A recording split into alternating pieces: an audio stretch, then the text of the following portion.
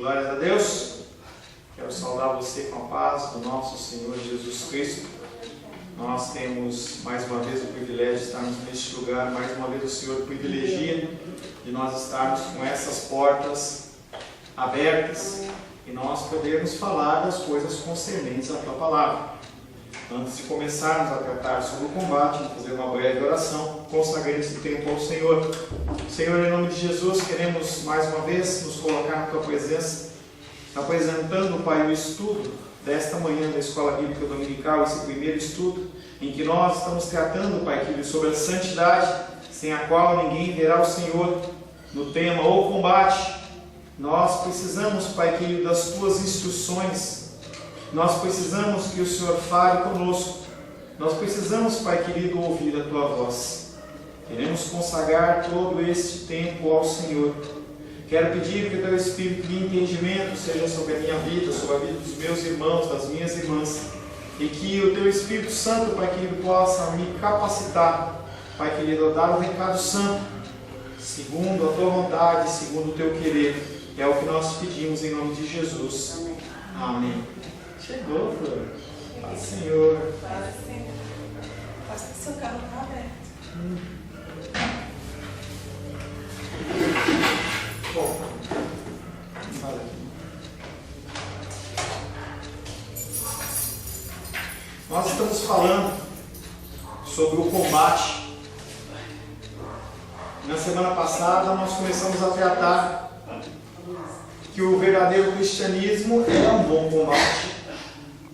Apesar das dificuldades, nós entendemos, sim, o cristianismo verdadeiro, ele é um bom combate. E nós começamos a citar e trabalhar em relação a por que ele é um bom combate. E o primeiro que nós falamos é que o bom combate cristão é bom porque ele processa-se sob as ordens do Senhor dos generais. Um general que não erra, um general que não se engana, um general que não deixa os seus comandados abandonados, um general que tem os seus olhos fixos em cada soldado e ele nunca erra. Ele é um general que não é fraco, mas ele é forte. Ele é aquele que nos sustenta e nos dá a direção. Nós podemos militar debaixo dos comandos do nosso Deus e nós sabemos que Ele está no controle de todas as coisas e Ele não se engana. Falamos também que o combate cristão ele é bom porque nós somos ajudados. Nós temos a melhor das ajudas. Nós temos o Espírito Santo. Nós nunca estamos sozinhos em meio à batalha. Nós não estamos abandonados, como muitas vezes a gente vê em filmes em que as pessoas elas estão num combate, elas estão numa luta e se encontram nenhum tipo de suporte. Não, na luta cristã nós somos providos. As provisões divinas e os suprimentos diários do Senhor nunca falharão, nunca faltarão para o crente. Ele nos torna forte, por mais que nós sejamos fracos. Também falamos que o combate cristão ele é bom, porque ele é baseado nas melhores promessas. Não promessas de homens, não na promessa de políticos, não na promessa de pessoas ou situações, mas na promessa do Deus Altíssimo. E nós lemos vários versículos falando sobre o cumprimento dessas promessas.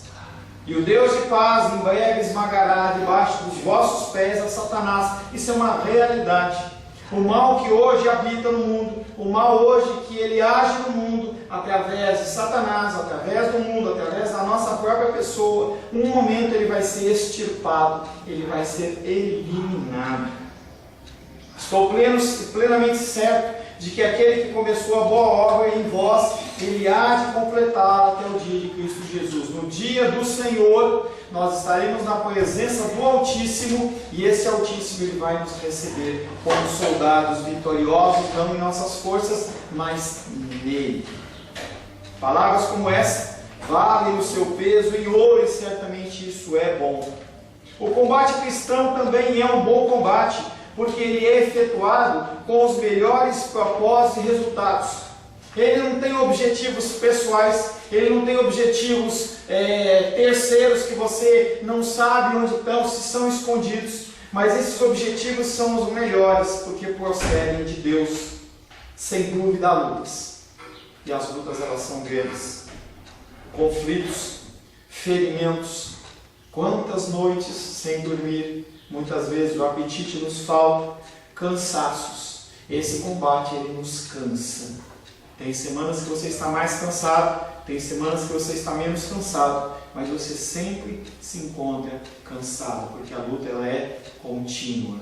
De onde você menos espera, o combate vem. De onde você menos espera, o golpe vem, e isso nos cansa. Porém, cada crente, sem nenhuma exceção, ele é mais do que vencedor. E não é apenas uma frase, não, é algo que está na palavra de Deus. Romanos capítulo 8, verso 37, por favor.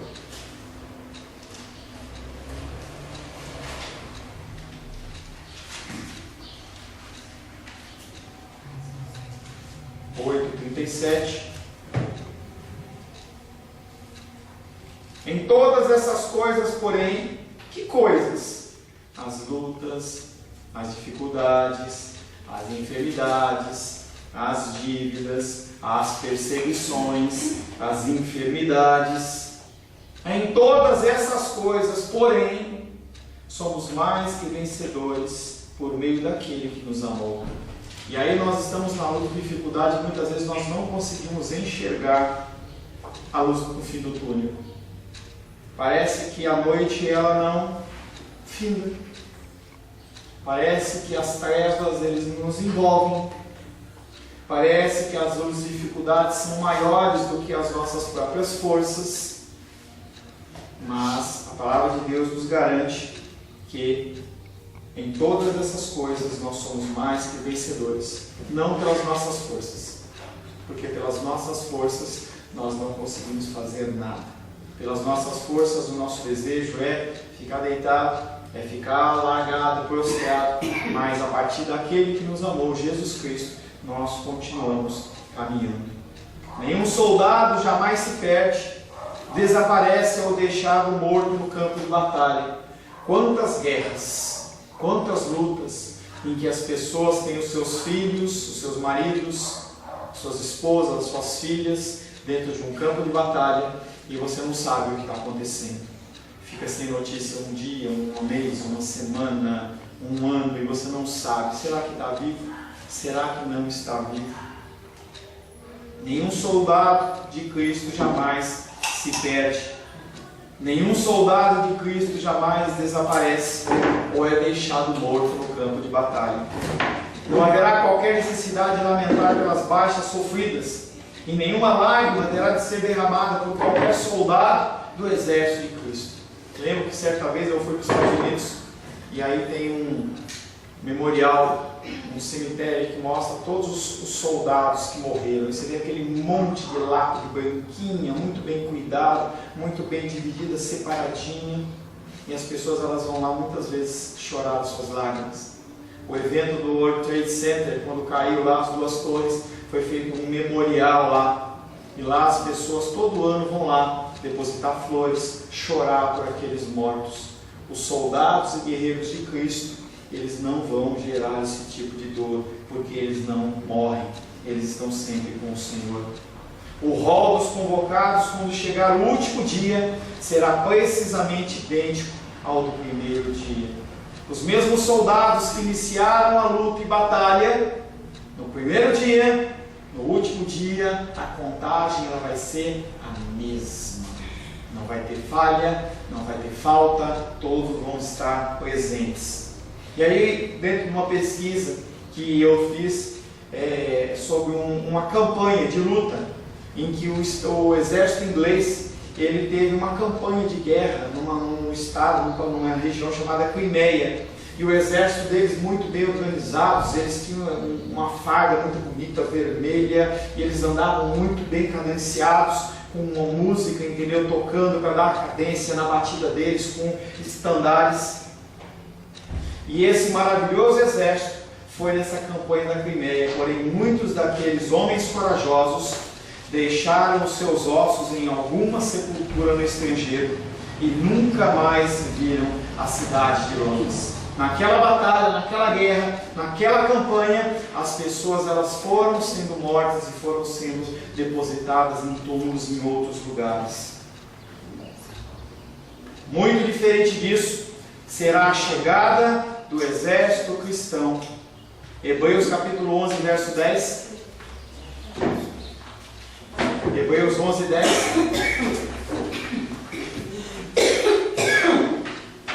Vai, senhor. Fala, Senhor. Hebreus 11, 10. Porque aguardava a cidade que tem fundamentos, da qual Deus é o arquiteto e edificador. Nessa cidade que tem fundamentos, na qual Deus ele é o arquiteto e edificador, será o ponto de chegada minha e sua no dia da batalha. No dia do fim dos tempos, quando o dia do juízo chegar, nós vamos nos encontrar na cidade que tem fundamentos. Não uma cidade construída por mão humana, mas uma cidade construída pelo próprio Deus. Nenhum de nós estará faltando. A palavra do nosso grande capitão será confirmada como verdadeira. Toda palavra que foi declarada pelo nosso Deus, ela vai se cumprir. Nenhuma promessa vai ser perdida. Mas e aquilo que Deus prometeu? Não, aquilo vai se cumprir também. João 18, 9, por favor.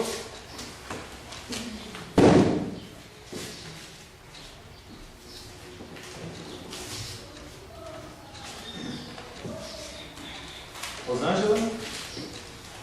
Para se cumprir a palavra que dissera, não perdi nenhum dos que me deste. Ou havia uma promessa em que Deus entregaria pessoas a Cristo para que Ele cuidasse dessas pessoas. E aqui em João 18, 9 ele diz: não perdi nenhum daqueles que me deste. Aí você olha para a sua luta, você olha para a sua dificuldade, você olha para a sua situação e fala assim: eu não vou conseguir vencer, eu não vou chegar no fim dessa corrida. Às vezes a gente vê aquelas corridas de maratona em que a pessoa ela sai muito bem, mas que com o passar do tempo ela vai caminhando e ela vai fatigando e ela não tem mais força, não tem energia. As pessoas se incentivam: vamos, você vai vencer. Alguns chegando perto da chegada, eles vão titubeando, a perna vai falhando e muitos não chegam. Mas aqueles que estão em Cristo chegam. Todos eles vão chegar. Isso é bom. Independente, paz do Senhor, independente da sua luta e dificuldade, você vai chegar. E isso é bom. É uma certeza. Hoje se vê, nós vivemos o advento da aposentadoria. Será que as pessoas vão aposentar? Será que vai dar tempo? Piadinhas de toda sorte e espécie são faladas em relação a isso. E não se sabe se a pessoa ela vai conseguir se aposentar ou se ela vai morrer antes. Porque sempre acontece alguma coisa. Propagandas no rádio falam assim: não, é melhor você aposentar com menos, é melhor você aposentar mais tarde, porque a aposentadoria, a previdência está quebrada. Interessante que quando se foi feito o plano e se houve feito uma promessa, não se falou de nada disso. E as pessoas elas foram fiéis na sua contribuição, até porque era obrigatório. E hoje a pessoa simplesmente muda o discurso e dá toda uma entonação como se fosse: não, vamos fazer isso porque é o melhor. É o melhor para quem? As promessas de Deus elas não voltam atrás. O combate cristão também ele é bom porque ele faz bem a alma daquele que participa. Aquele que participa desse combate cristão, ele se sente bem. Cansado? Sim, mas se sente bem. Todas as outras guerras têm uma tendência rebaixadora, perniciosa e desmoralizante. Despertam as piores paixões da mente humana, endurecem a consciência e abalam os alicerces da religião e da moral. Só acontece coisa ruim. Somente o combate cristão tem por despertar as melhores coisas que restaram no ser humano. Ao contrário da guerra natural, o combate cristão, ele não desperta coisas ruins em você. Desperta o que é bom. Apresenta sim as mazelas do nosso coração, mas para que elas possam ser curadas e tratadas. A guerra endurece a consciência. A guerra, ela trabalha no sentido de destruir, mas o combate cristão, não. Os idosos, os enfermos, os moribundos, jamais se arrependeram de haver combatido os combates de Cristo contra o pecado, o mundo e o diabo. Eles lamentavelmente somente não começaram, eles lamentam apenas por não terem começado o combate antes. Quantas pessoas que nós conversamos, que você fala com ela fala assim, como eu gostaria de ter começado a servir Cristo antes. Quanto tempo eu perdi? Esse é o discurso. Aqueles que servem a Cristo, eles lamentam não ter participado do combate, mas por ter demorado de participar do combate.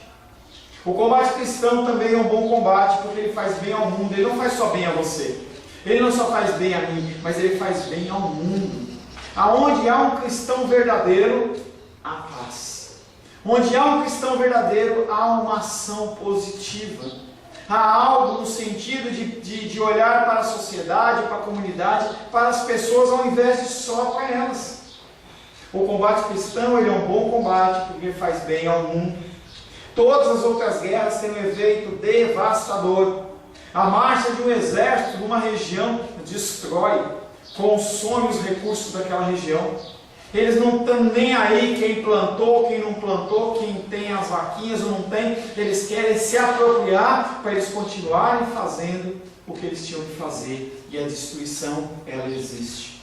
Danos causados às pessoas, às propriedades, aos sentimentos e à moral, invariavelmente acompanham de perto os exércitos em marcha. Quando você olha a palavra de Deus, quando o povo de Israel estava passando, estava indo em direção à terra prometida, ele chegava para os reis e falava assim, olha, deixa eu passar aí, eu não vou pegar nada, eu não vou desviar nem para cá, nem para cá, só vou andar pela estrada. E o rei olha e fala, o quê?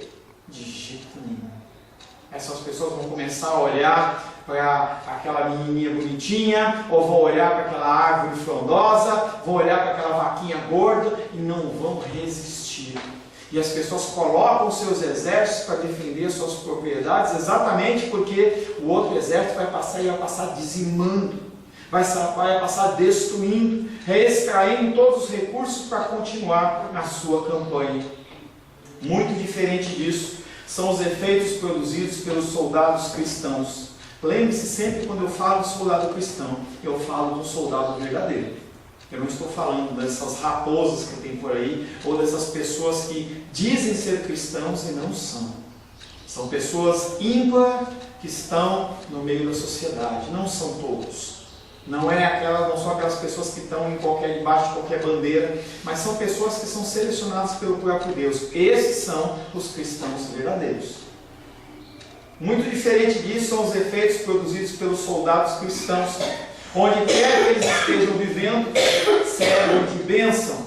Eles elevam os padrões da religião e da moral. Invariavelmente, eles impedem o progresso do alcoolismo, onde o cristianismo ele é implantado dentro de uma maneira forte, o alcoolismo cai. A taxa de criminalidade cai. Por que nessa nossa sociedade a gente só vê a coisa subindo? Porque o cristianismo que tem sido vivido, em especial na sociedade brasileira que nós convivemos, ele não é um cristianismo verdadeiro na sua grande maioria. Pessoas elas olham para os interesses dos seus corações e não para o próximo. Onde quer que estejam vivendo, servem de bênção. Há uma regressão no consumo do álcool, diminui-se o desperdício de coisas inúteis. Diminui-se a desonestidade, os seus próprios adversários se veem obrigados a respeitá-los. Por onde quer que alguém vá, raramente descobrirá que os quartéis e as guarnições fazem o bem à vizinhança. Porém, onde quer que você vá, que hajam poucos cristãos, você pode ter certeza, verdadeiros cristãos, que coisas boas estão sendo feitas. O verdadeiro cristão ele não olha para os seus desejos e as suas necessidades, mas ele olha para a sociedade. O trabalho que tem sido feito lá na favela, da qual nós temos o privilégio de ajudar, é um trabalho que não é na nossa região, mas nós fazemos bem. Quando você pergunta, quando você conversa com o pastor Marcelo, que é quem está dirigindo esse projeto, ele fala, as pessoas falam, é muito bom. Nós estamos sendo edificados, nós estamos sendo cuidados. Não é igual ao grupo tal que veio aqui só querendo tirar alguma coisa, não. Nós temos sido edificados. E isso é bom. Finalmente, o combate cristão ele é bom. porque terminará em gloriosa recompensa para todos quantos dele participarem. Mas, pastor Paulo, eu faço o que eu faço sem buscar nenhum tipo de recompensa. Mas haverá uma recompensa. No dia do juízo, o Senhor ele vai estabelecer o juízo e Ele também vai entregar nas minhas mãos e nas suas mãos recompensas. Quem pode calcular o valor dos galardões que Cristo dará ao seu povo fiel? Será que nós podemos quantificar o que é que nós vamos receber? Quem pode calcular as coisas boas que o nosso general reservou para aqueles que o confessaram diante dos homens? Uma nação agradecida pode dar para os seus guerreiros uma medalha. Lembro que quando os jogadores do Brasil ganharam na Copa, eles ganharam cada um na época, ganharam um gol 0. E as pessoas podem dar esse tipo de coisa, mas são coisas perecíveis. Pode-se dar uma terra. Eu lembro que quando às vezes você vê aquelas histórias de nobres medievais, quando a pessoa ela executava algo bom para o rei, ela ganhava um título, ela ganhava uma terra, ela passava a ser um duque, passava a ser um barão. O melhor palácio só pode ser desfrutado pelo espaço de alguns anos. Os mais bravos generais militares terão de cair um dia perante o Rei dos Reis. Melhor, infinitamente melhor, é a posição daquele que combate sob a bandeira de Cristo contra o pecado, contra o mundo e contra o diabo. Talvez tal crente não seja grandemente louvado pelos homens enquanto estiver vivo. Talvez as coisas que você faz perante as pessoas não sejam reconhecidas. Grande certeza, talvez uma grande certeza seja que as pessoas não reconhecem o que você faz. As pessoas estão contigo num dia, te agradecem, vivem com você, convivem com você, elevam o seu nome dizendo você é demais. No outro dia, viram as costas e seguem os seus caminhos. Isso é a realidade do ser humano. Talvez os crentes não sejam grandemente louvados pelos homens enquanto estiverem vivos. E talvez desçam ao sepulcro com poucas honrarias. No entanto, ele terá aquilo que é muitíssimo melhor, porque é permanente. 1 Pedro, capítulo 5, verso 4. Gabriel, por favor.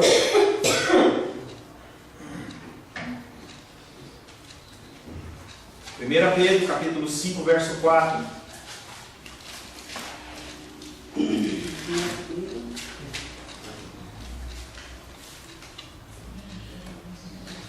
Ora, logo que o Supremo passou a se manifestar, recebereis a imarciável coroa da glória. Imarcessível. Imarcessível.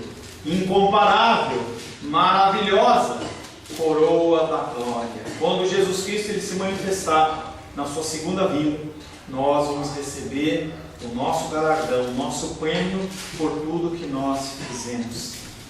E certamente isso é bom.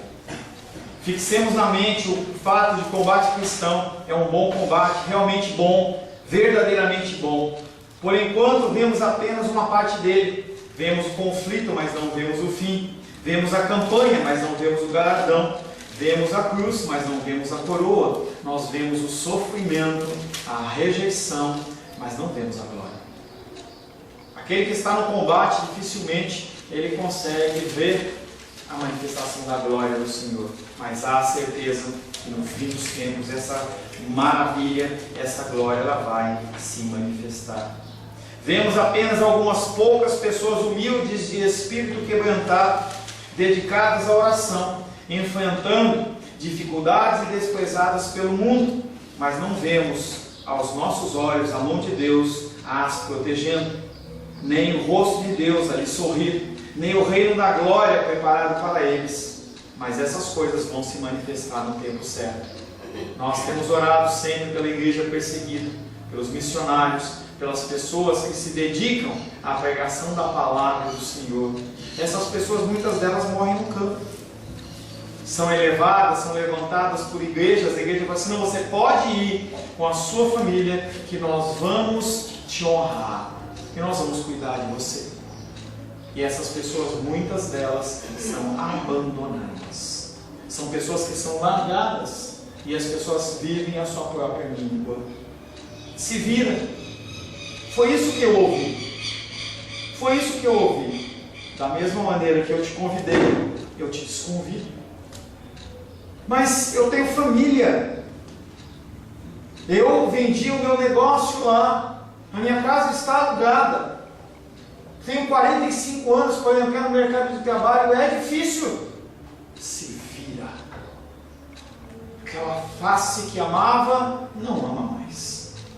Pela graça e misericórdia do Senhor sempre cuida dos seus. Ele cuida dos seus. E privilegia de eu estar aqui com você. Para mim é um privilégio, uma honra. Mas quantas pessoas não puderam ter esse privilégio e abandonaram? Eu lembro que certa vez, logo após em que eu fui demitido da igreja, eu estava lá com o pastor Ailton e eu estava ajudando, eu estava sem ocupação. E aí entrou um pastor, uma pessoa, não sabia quem era. E daqui a pouco eu comecei a ouvir choro, um choro copioso, daquele que você não consegue segurar, um soluço. E aí, deu 5, 10 minutos, volta o pastor aí com aquele homem, e aquele homem parou ali na minha frente, e ele falou assim: Pastor Paulo, a situação dele é igualzinha à sua. Ele foi chamado para o ministério, e no caso daquele homem, ele era um auditor fiscal lá do norte, e ele abriu mão do seu alto salário para servir ao Senhor aqui em Brasília. E a partir do momento em que o pastor desagradou de alguma coisa dele, falou para ele assim: vai embora, se vira, você não tem nada mais. E aquele homem chorava porque ele falava assim: poxa, eu queria servir a Deus. E eu lembro de o pastor aí chegar para mim e falar assim: você pode orar por ele, porque eu sei que você reconhece a dor que ele está sentindo. E aí aquele homem, eu orei por ele. Ele saiu com a camisa toda molhada, de tristeza pela ação da promessa e o não cumprimento da promessa. E aquele homem nunca mais o viu. E o pastor ele olhou para mim e falou assim: ele ia dar uma aula sábado. E ele está indo embora, você pode dar essa aula? E eu pude. Eu falei assim: sim, eu posso dar essa aula. E ali o Senhor ele começou a estabelecer uma pequena provisão para a minha casa. E Ele faz isso comigo e Ele faz isso com você. Mesmo que as pessoas nos rejeitem, mesmo que as pessoas não queiram mais caminhar conosco, o Senhor Ele está conosco. Não julguemos segundo as aparências. Há mais coisas no combate do crente do que somos capazes de perceber. E agora, me seja permitido concluir esse assunto com algumas poucas aplicações práticas, porque nós temos que aplicar praticamente tudo que nós falamos do combate. Nossa sorte ela é lançada nos tempos que o mundo parece estar pensando em pouco mais do que batalhas e conflitos. O terror está entrando na alma de mais de uma nação, e a alegria de muitas cidades está desaparecendo inteiramente. A nossa sociedade contemporânea está acabando. Quando nós vemos dentro da história esse desmedido da sexualidade bagunçada, é um sinal do juízo de Deus. Quando a gente olha no passado, a gente vê isso. E a gente tem visto isso hoje na nossa sociedade. Semana passada, acho que foi passado, retrasado, a foto do aniversário de uma criança, um menino de 12 anos, com a foto do bolo não era de um jogador de futebol, não era de um super-herói, não era o nome dele, mas era de um transexual. E aquele menino de 12 anos, ele fez questão de ter aquele bolo. E atrás dele, um menino de 13 anos o abraçando por trás, enquanto se cantava parabéns, e depois eles trocaram beijos na boca. O menino de 12 anos e o menino de 13 anos, mostrando a sexualidade deles. Este é o nosso mundo que está acabando. E nós vamos ser taxados de radicais, nós vamos ser taxados de caretas, de ignorantes em relação ao nosso posicionamento. Nós, como cristãos, nós não podemos aceitar isso. Não aceitar não quer dizer, eu não vou conversar com homossexual, eu não vou ter amigo, eu não vou receber. Não é isso. Isso é ignorância, isso é homofobia. Agora, eu não sou obrigado a aceitar esse tipo de coisa. Eu não sou obrigado a aceitar esse tipo de coisa. E é difícil, porque nós temos filhos, nós temos filhas, nós temos parentes, temos irmãos e irmãs, e mesmo assim nós vamos ter que nos posicionar. Entenda que a sua posição não é uma posição porque eu estou incomodado, e sim porque a palavra está dando uma direção, aquilo está sendo quebrado, e aquele caminho que aquela pessoa está tomando é um caminho de morte. E nós não podemos ficar numa condição tranquila, como se não tivesse nada a acontecer. Pelo contrário. O terror está entrando na alma das nações, e a beleza da cidade está desaparecendo inteiramente. Certamente que em tempos como os nossos, um ministro do Evangelho, com razão, pode convocar os homens para que se lembrem do seu combate espiritual, e é isso que eu estou fazendo para você. Você tem que se lembrar que você é um guerreiro espiritual. Mesmo você tendo um amigo gay, mesmo você tendo uma amiga lésbica, você tem que ser um guerreiro espiritual do Senhor. Nós estamos em luta. Nós estamos em luta.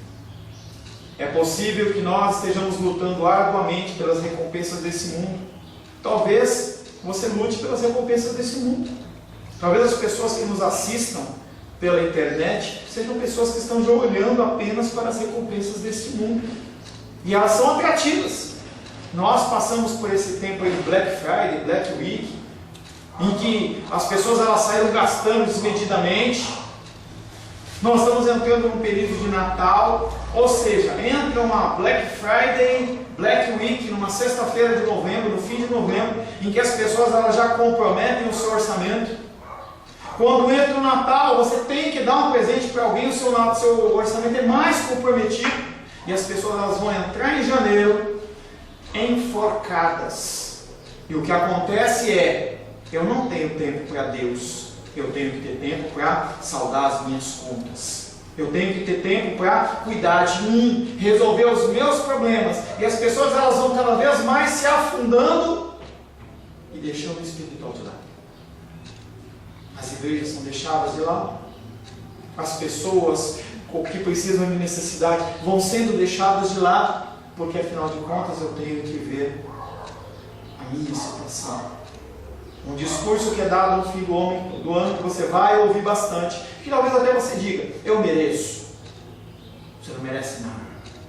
Falava ontem em Taguatinga, nós nos declaramos servos do Senhor e nós somos escravos. E como escravos, nós não temos direito a nada. Corta essa história. Você não tem direito a absolutamente nada. Não, ela merece nada. As pessoas elas estão padecendo de fome, e nós estamos olhando para a nossa roupa, para o nosso sapato. Eu não estou dizendo que você tem que andar pelado, tem que andar com a calça rasgada, nada disso. Estou dizendo que a gente tem que colocar a nossa cabeça no lugar e começar a pensar nas coisas que são importantes e as coisas que não são importantes. Não, mas eu tenho que trocar de carro, eu tenho que fazer isso, fazer aquilo. Você pode trocar de carro, você pode viajar, tudo isso é muito bom. Daqui a 15 dias, se Deus assim o permitir, eu vou estar tirando meus 15 dias de férias com a minha família.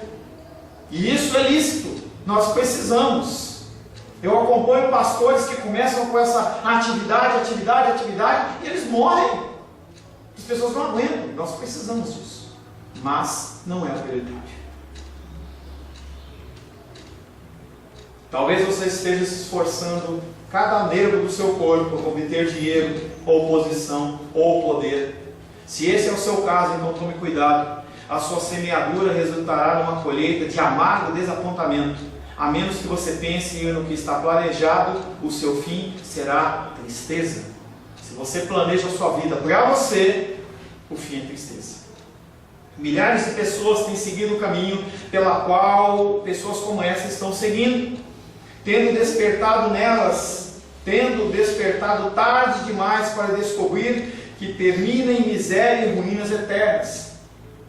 Os evangelhos dizem que o homem começou a plantar, começou a fazer todo um trabalho, e aí ele falou assim, eu preciso construir silos maiores para guardar esse negócio. E ele se esforçou, ele construiu lugares onde ele guardava muitas sementes, E ele falou assim: agora que meus celeiros eles estão novos, estão construídos, e eles estão até em cima, eu vou viver minha vida. E aí o Senhor manda um recado e fala: louco, hoje mesmo pedirão a sua alma. Não estou dizendo que você não tem que ter uma reserva financeira, uma poupança, não estou dizendo isso. Sim, você tem que ter, até para poder ajudar os outros também. Mas se você coloca o seu coração nisso, pessoas guardam 50 mil reais numa poupança, fala assim: eu estou cuidado. Manda o cara para um hospital aí, passar na UTI uma semana, acabou o dinheiro. Nós dependemos de Deus e não das nossas finanças. É possível que você já conheça algo do combate cristão e já seja um soldado treinado e provado. Se assim o é, então aceite a palavra final de conselho e vamos nos encorajar. Lembremos-nos que se quisermos lutar com um bom êxito, teremos de nos revestir de toda a armadura de Deus, nunca tirando ela enquanto estiver vivo. Nossa guerra, a gente não pode tirar a armadura de Deus. Aonde a armadura estiver depositada fora, é onde a luta vai acontecer. Onde o soldado está desprotegido, é exatamente ali que ele é atacado. E nós temos que continuar com essa luta com toda a armadura de Deus. Não podemos negligenciar qualquer peça da armadura por um dia sequer. Dizia um antigo veterano do exército de Cristo: no céu não compareceremos revestidos de armadura, mas em trajes gloriosos. Aquele homem falava assim: olha, quando a gente estiver lá no céu com o Senhor, você não vai precisar carregar a espada do Espírito, o escudo da fé, a couraça da justiça, não vai precisar. Mas aqui, entretanto, a nossa armadura precisa ser usada noite e dia. Algo semelhante a Neemias quando ele estava construindo um muro.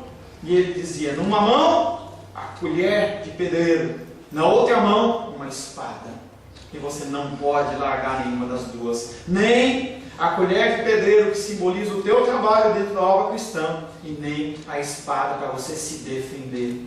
Porque se você não tiver afiado com essa espada, você morre. Você morre. 2 Timóteo capítulo 2, verso 4.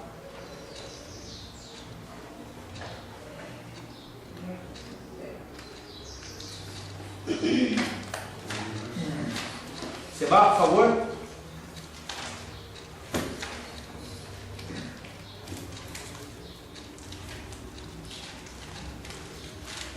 Segunda Timóteo quer? 2,4.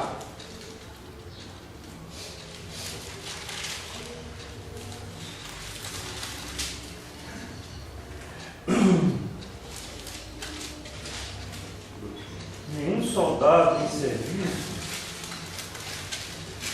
se envolve em negócio desta vida, porque o seu objetivo é satisfazer aquele que o arregimentou. O que Paulo está falando para Timóteo é: quando você está num trabalho, que ele é importante, você não se preocupa com outras coisas. E aí eu pego a Glendinha como exemplo.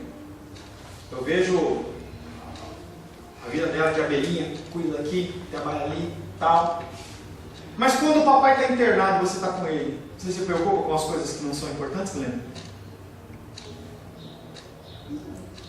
Porque você está de olho no quê? No que é mais importante naquele momento, que é a saúde do papai. É natural isso. Quando nós estamos com uma coisa que ela é realmente importante, demanda a nossa atenção, você percebe que muitas coisas deixam de ter importância. E esse versículo está falando exatamente isso. Se o Senhor ele te comissionou para uma obra, para um trabalho, Ele não se preocupa com outras coisas, Ele se preocupa com aquilo. Se o Senhor ele fala, faça isso, Ele vai dar condições para que aquilo aconteça. Senão Ele seria um Deus mau, seria um Deus ignorante. Como é que Ele pode comissionar a Maria dos Reis para fazer tal obra e não dar os elementos para isso? Ele não é como o faraó do Egito, que falou assim: vocês têm que continuar produzindo a mesma quantidade de tijolos, mas nós não vamos dar palha para você. Ué, como é que vai ser isso? Lembremos-nos de que alguns homens têm parecido ser bons soldados durante um certo período, falando sobre o que queriam fazer e, no entanto, voltaram as costas vergonhosamente no dia de batalha. Muitas pessoas dizem: vamos fazer, quero fazer, vou fazer, mas na hora do vamos ver, viram as costas. Eu tenho um exemplo muito interessante. Quando nós começamos, eu não vou citar nomes, tá? Mas quando nós começamos o nosso trabalho lá na casa da Ione, depois nós fomos lá para o terreno lá da Gilda. Edilene, você não conheceu lá não, né? Lá no terreno da Gilda. Eu lembro que eu ainda estava recebendo da igreja, eu tinha um salário de 6 meses garantido. E aí aquele homem veio para mim e falou assim: pastor, nós estamos sendo cuidados. Eu estou muito feliz de estar aqui com o senhor. Minha família está lá jogadinha, nós cuidamos, nós temos sido cuidados. Nem sei se eu falei isso para você. Aí aquele homem falou assim: mas a gente precisa ver o teu salário. E eu falei: meu querido, eu continuo recebendo da igreja. Eles me deram uma carência de 6 meses para eu arranjar alguma coisa para fazer. Ele falou: não, tudo bem, mas vai haver um momento em que esse tempo vai acabar. E eu quero dizer para o Senhor o seguinte: eu quero pedir que o Senhor permita que eu tome a frente para negociar o teu salário junto às pessoas que estão com você. E eu quero dizer para você que eu recebi um aumento de salário enorme. Eu ganhava 5 mil, estou ganhando 10 mil agora. E eu tenho certeza, e Deus falou no meu coração, gente, estou falando o que eu ouvi, Ele olhando nos meus olhos. Eu tenho certeza que Deus me deu esse aumento para que eu possa completar o salário que eu achar digno para você e que a igreja não tiver compromissada a pagar. E eu fiquei extremamente chocado com aquela fala daquele homem, e eu falei assim: Deus, realmente o Senhor está nesse negócio, porque eu nunca ouvi isso. 2 semanas depois, esse homem não foi mais na igreja embora. As pessoas, elas dizem que vão lutar, mas na hora que vão lutar, que a guerra realmente aparece, e você está apenas nas mãos do Senhor, e isso é bom demais, porque nós estamos nas mãos do Senhor. Nunca devemos nos esquecer de pessoas que começaram bem: Balaão, Judas Iscariotes, Demas.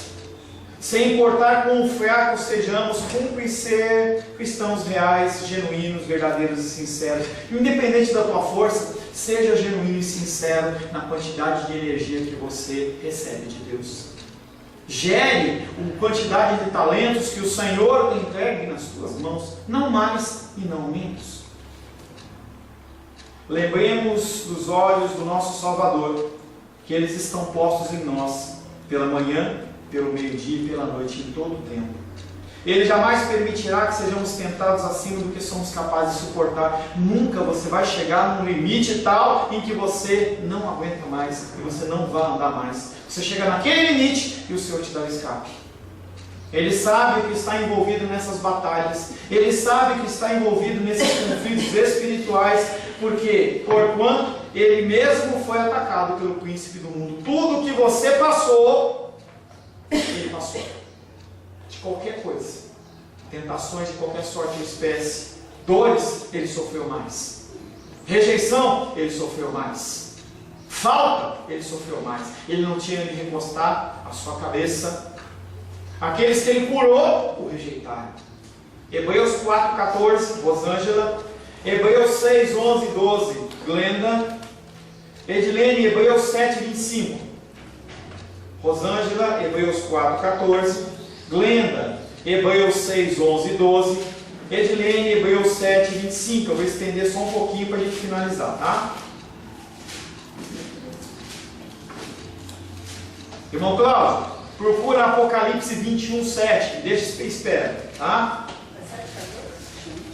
Rosângela, Hebreus 4, 14. Rosângela, Glenda, Hebreus 6, 11 e 12. Edilene, Hebreus 7, 25. Irmão Cláudio, Apocalipse 21, 7. Pode ler, Rosângela.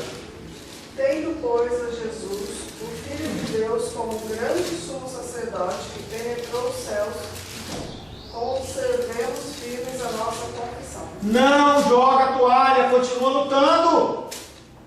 Não desiste. Glenda, Hebreus 6, 11 e 12. Desejamos, porém, continue cada um de vós, mostrando até o fim a mesma diligência para a plena certeza da esperança, para que não vos torneis indolentes, mas imitadores daquele que, pela fé e pela longanimidade, herdam as promessas. Não desiste, não abaixa a espada, continua lutando. Mas pastor, a luta é muito grande, o desprezo é muito grande, a dor é muito grande. Continua andando, continua lutando. Edilene, Hebreus 7:25. Por isso, também pode salvar totalmente os que por ele se chegam a Deus, vivendo sempre para interceder por eles. Eu não sei da tradução, mas eu duvido que esteja escrito que pode salvar. Por isso também salva os que a ele chegam, o que por ele se chegam a Deus, vivendo sempre para interceder por eles. O Senhor está comigo, está com você e não abandona. Finalmente nos lembremos que o tempo é curto, está acabando. Está acabando, pastor. Há 2000 anos se fala que está acabando. Está acabando. O tempo está acabando. O relógio está chegando no fim. Por mais que a gente ache que pode ter mais 100, 200, 300 anos, o que é isso perante a eternidade? Nada. O tempo está acabando. O tempo é curto. E a volta do Senhor se aproxima. Mais algumas lutas, mais alguns conflitos, e deixaremos a guerra espiritual enterrada no passado para sempre, juntamente com o pecado, a tristeza e a morte. Mulheres que deram a luz de parto normal sabem o que é a dor do parto. Mas, depois que a criança nasce, aquela dor foi embora. É exatamente isso que vai acontecer perante a luta espiritual. Apocalipse 21:7, irmão Cláudio, por favor. Apocalipse 21, verso 7.